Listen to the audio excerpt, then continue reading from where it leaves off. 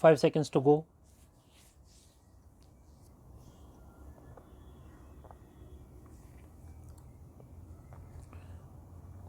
Start.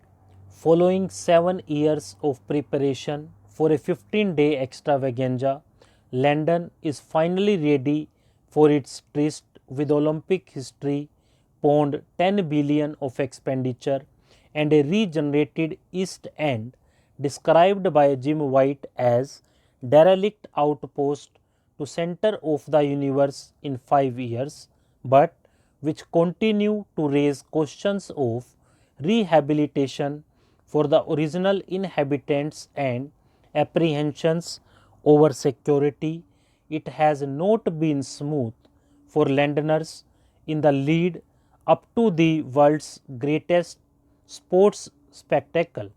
Awful weather has not helped, and staging a successful Olympic Games will be a test of the organizers' mettle, as the newly created transport network ferries thousands of people from across the world to the Olympic Park in Stratford, and many thousands descend into the newly built Westfield Mall adjoining Olympic Park.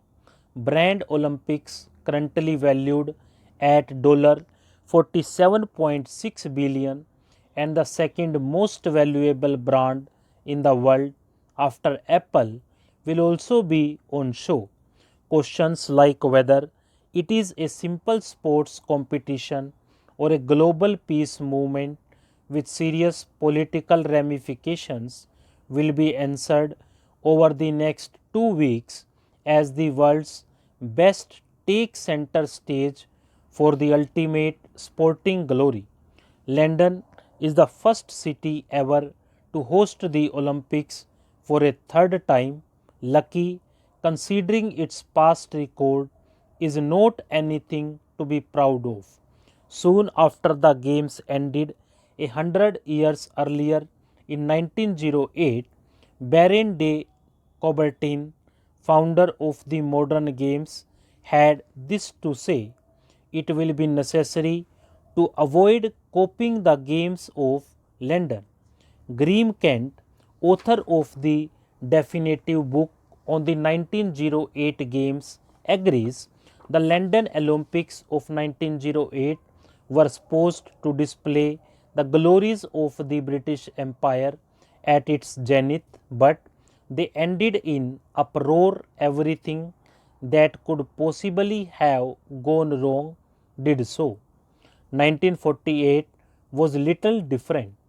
Known as the Austerity Olympics or the Make Do and Mend Games, organized in the aftermath of the World War II, the Olympics were not half as glorious as they are in 2012.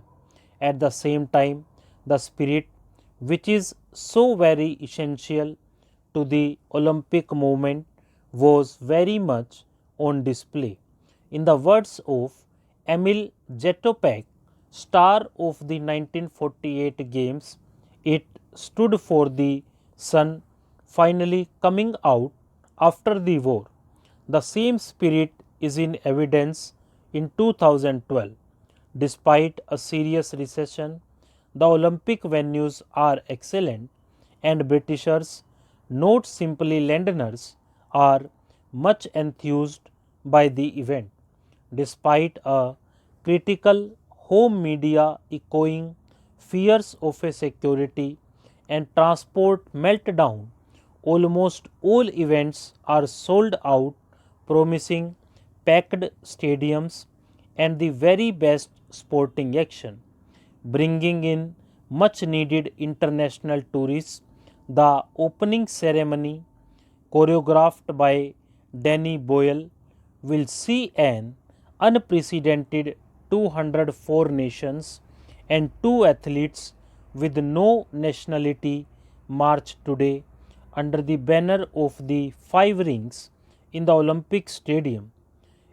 Importantly, each of the 204 teams have women in their ranks, making the 2012 Games the first gender equal games in history. Boyle too is aware of the high stakes involved. He knows there is no chance of a retake and the world will pounce on the smallest mistake. Stop.